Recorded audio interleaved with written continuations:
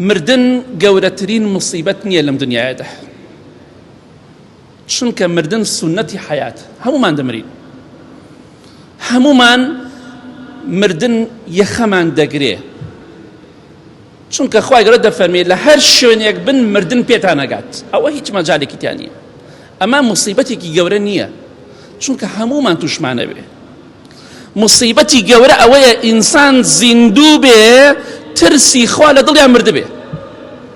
من زیندوم ترسی خوا لە دڵمان نییە، تۆ زیندوی ترسی خوا لە دڵتان نییە، کچەکان و ژنەکانمان ترسی خوا لە دڵیانە نییە.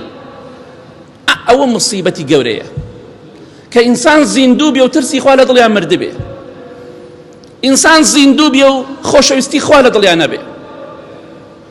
ئەوە گەورەترین مصیبەتی ئەم دنیاەیە. بۆیە دەڵێن بە خۆماندا بچینەوە، واللهی ڕۆژێک دێت ئەم دنیاە بەجێ دەهێڵین بەبێ ئەوەی مەوعیدمان بۆ دابنرێت، واللهی پرسمان پێ ناکرێ. بەڵام وەلیمەن خافە مەقامە ڕەبیهی جەنەتان، ئەوەی لە خوا بترسێ خوای گەورە دەفەرمێ دوو بەهەشتی بۆ هەیە.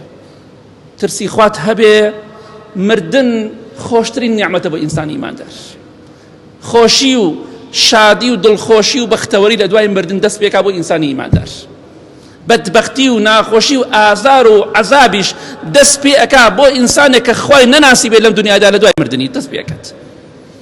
ژیانی دنیا هیچ نییە، قیامەت گرنگە. بۆیە لە کۆتاییدا دەڵێن با بە خۆماندا بچینەوە، ئاگامان لە خۆمان بێ، خوامان لەبیر نەچێ، بۆ ئەوی خوا ئێمە لەبیر نەکات، وازمان لێ نەهێنێت.